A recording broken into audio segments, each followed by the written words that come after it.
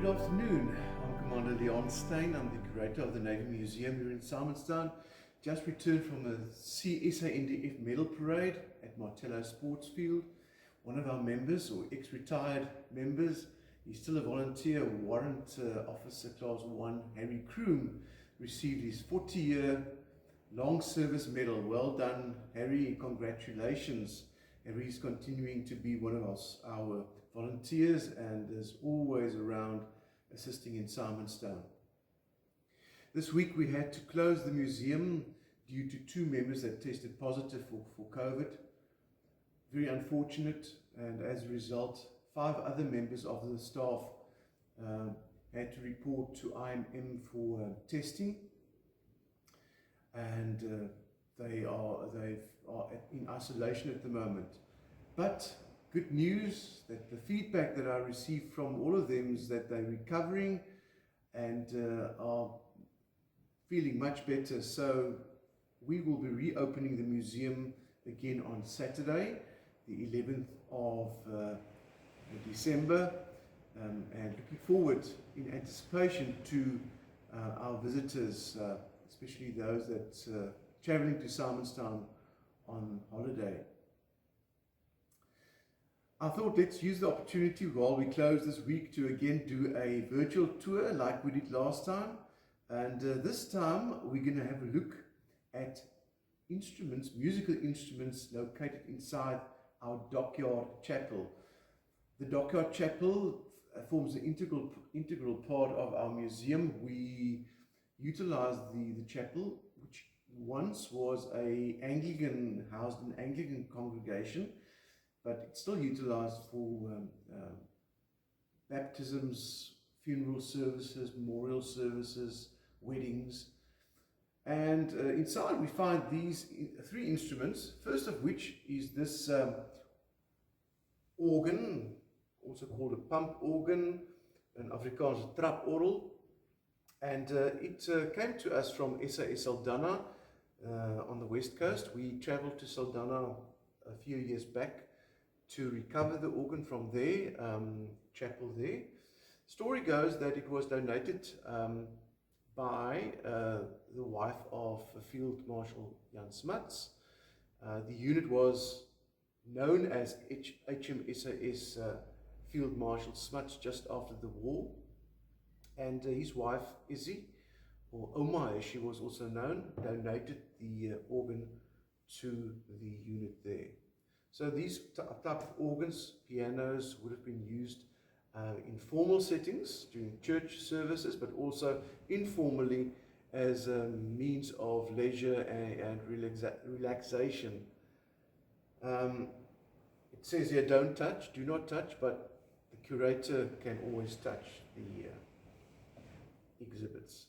So this organ still functions perfectly well. It functions, as I said, you need to pump the pedal there on that side, pull out the stops, and then it creates a sound. So you need to keep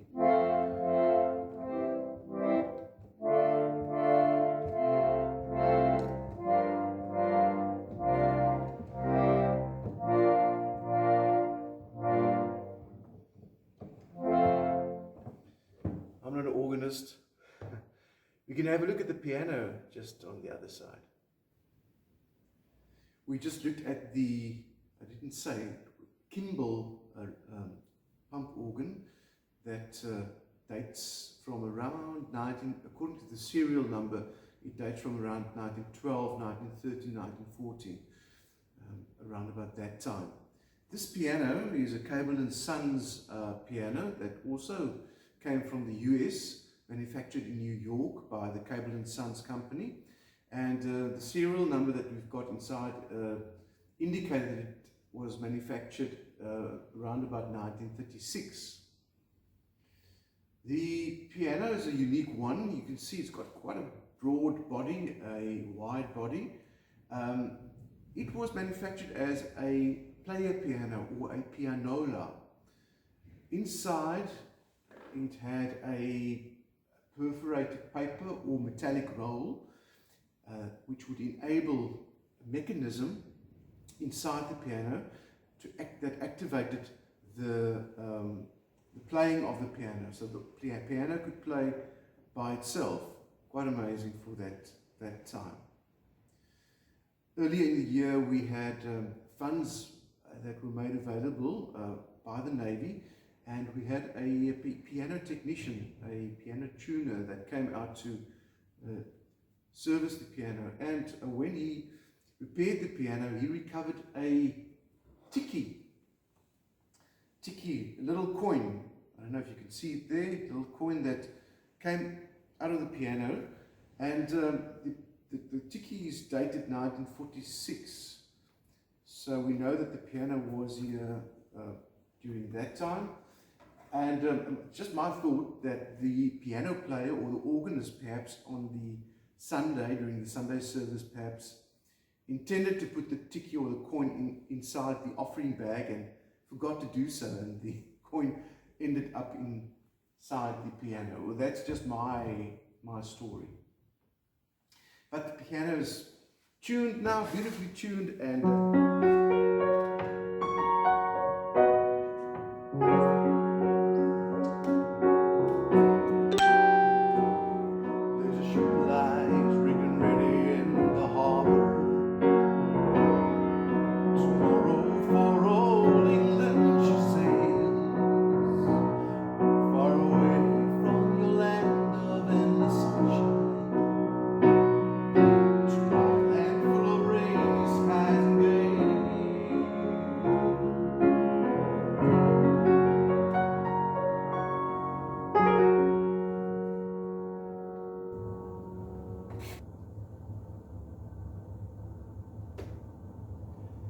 the third instrument is this Pels Zoon organ that came to the congregation here at the Dockyard Chapel in 1952.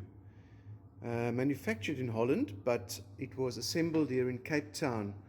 And then from the information we've got, the congregation raised the funds themselves, £1,500 that they had to raise for the organ to be installed here. I'm not going to try and play this one. There's an organist that comes into play from time to time for memorial services, weddings, and quite beautiful. Well, I hope you enjoyed this short tour of the Dockyard Chapel here at the Navy Museum. Remember that we are open again from Saturday, the 11th of December, from 9:30 to 15:30 in the afternoon. And all normal COVID-19 protocols will be observed: the wearing of a face mask, sanitizing of hands, filling in of a questionnaire, the observance of social distancing. Looking forward to see you. Do visit us. You can also go to our website, www.sanavymuseum.co.za, for any updates and news. One more thing I need to tell you. Just wait.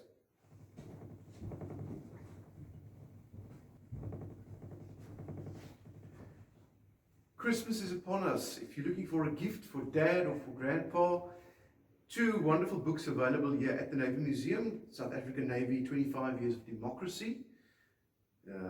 It's a mere 200 Rand. Some lovely illustrations, up-to-date information about our Navy, color photographs. And then this book that was published recently, written by Admiral Simpson Anderson, President Mandela's Admiral.